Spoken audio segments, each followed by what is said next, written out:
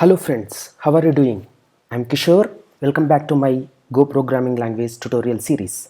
In this video, I'm going to cover closures and anonymous functions.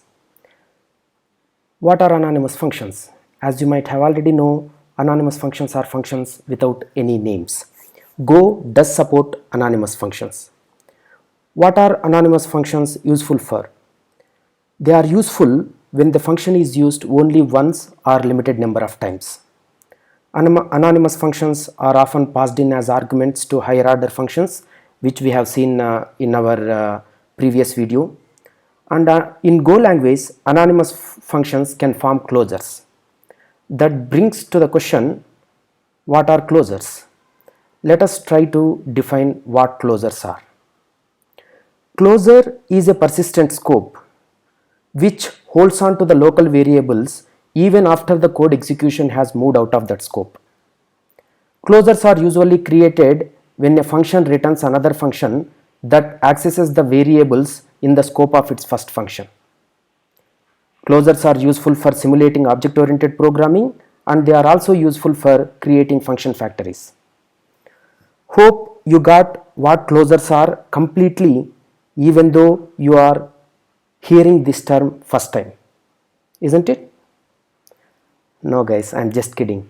I'm not expecting you guys to know about closures with this just information. That's why I have created a demo with multiple examples in order to illustrate what closures are. I will make sure that by end of this demo you will have a very good idea of what closures are. So let us move on to the demo then. First, I am going to demonstrate what anonymous functions are. In my previous video, I have already done that, but just for completion's sake, let me do it here. This is a regular function which has func keyword followed by function name and the arguments. If you omit this function name, then it becomes an anonymous function. Let us look at here. Here I have a func keyword followed by single argument, but I have omitted the name here. For anonymous functions, you can actually pass in the arguments here itself. This is the syntax. After curly braces, you just use parenthesis and pass in the arguments. If you have multiple arguments, you can pass them using comma. This particular type of anonymous function may not be very useful, but the following one is. Here, what I am trying to do is, I have created an anonymous function which just prints the message, but I am assigning it to a variable. Remember, Go supports first class functions, right? So which as we discussed in my previous video. That is why you are able to assign the anonymous function to the variable. Now it is a variable. You can use it like any other variable. Since it is a function type, you have to pass in the arguments if at all it takes any. In this case, it is taking a single string. So you can pass it. As you have observed, I am calling function multiple times using the anonymous function. Pretty straightforward, right? Now let us move on to the complex piece, which is closures. Before actually explaining closures, let me talk about the scope of the local variables, which is what closures related to. In general, the local variable scope will be as follows. Let us say you have defined outer variable. Within this for loop, which is a different scope altogether, we still have access to the outer variable, because whenever it does not find outer variable within the scope, it goes up the hierarchy. So it sees whether the outer variable is declared outside of this scope in the previously. Since it is declared, so we can access it. What about this? In this for loop, I have declared a variable called inner variable. This inner variable is only within the scope of this for loop. You cannot access it outside. That means this will not work, right? As you can see, it is complaining. This is also pretty straightforward. What about when you execute functions? Let us look at this particular function. In this particular function, I am invoking this in general local variable scope function. Within that function, I have outer variable. Can we access this outer variable in this function? No, we cannot, because it is outside of scope. That is also pretty straightforward, right? Now let us talk about the interesting stuff. What if I say, using anonymous functions I can actually have the outer variable scope still retained even after executing the function? Let me repeat that again. What if I say, using anonymous functions I can actually access the outer variable which is outside of the scope even after executing this function? That means this will work fine without complaining. If a language supports such kind of functionality, then it is actually supporting closures. Let me elaborate on that with this incrementer example. Let us have a close look at this function. It has a funky word, a regular function name, and it is returning a function. What kind of function it is? It is returning a function without any name. So it is an anonymous function. What is this anonymous function is doing? This anonymous function is actually incrementing the variable. Which variable it is incrementing? It is incrementing the variable which is defined in the scope of incrementer. So what should happen in generally? As soon as I execute the increment function, the variable I should go out of the scope and I should not be able to access it again.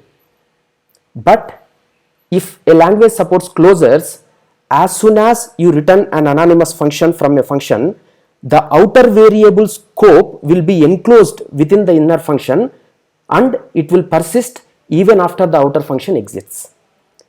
That means the variable I is being closed within the inner function.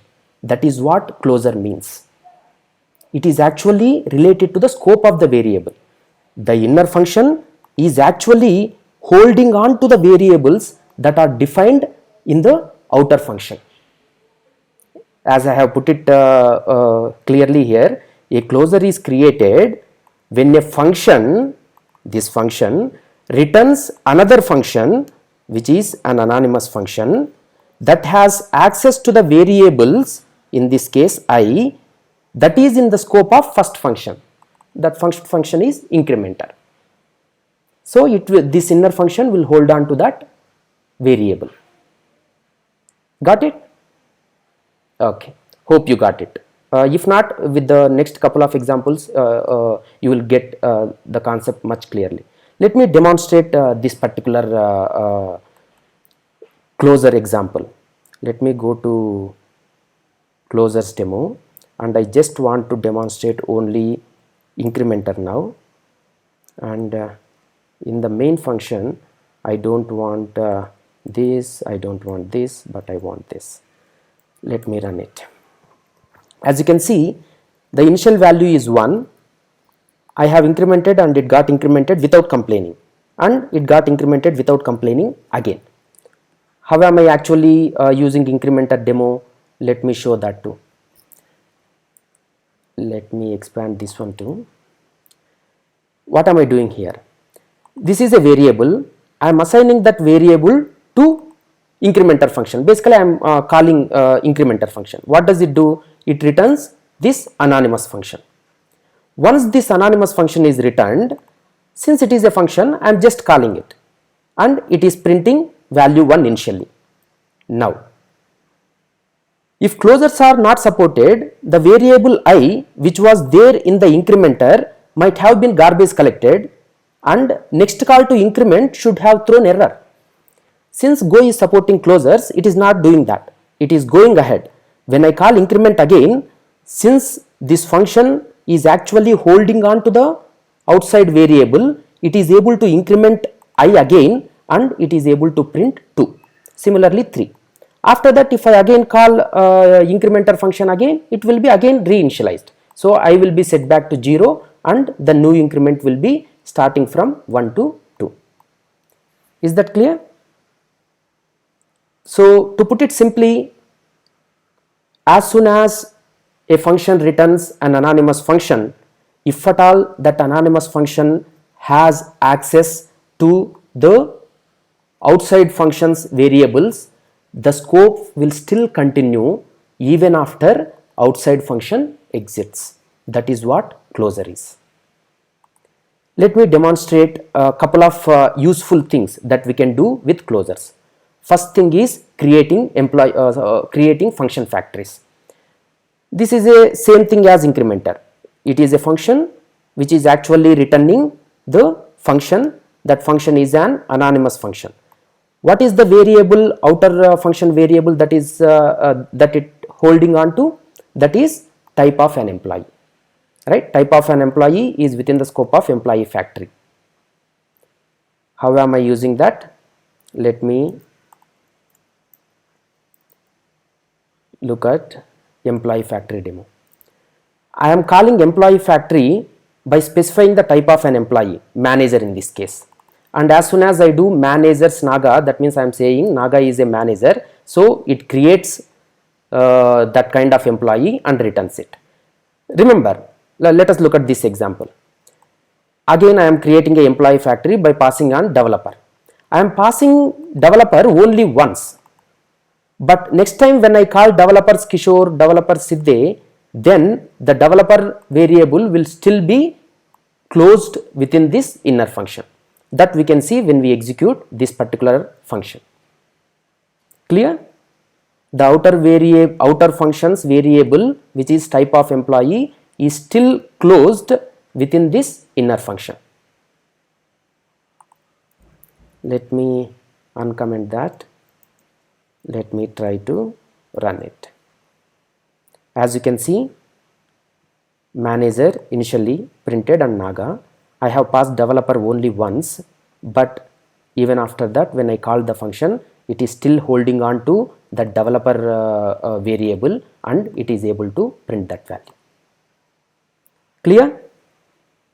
Let me demonstrate the final capability that is simulating object-oriented programming using closures. In this particular case, I am talking only about encapsulation, which is data hiding. Let us look at this scary function. If you are new to functionals type of programming, then it looks scary, but once you get the basics right, it is easy to understand what exactly is happening here. It is a function with function name as counter. It is not taking any arguments, but it is returning three things. Those three things are functions. Basically, counter function is returning three functions.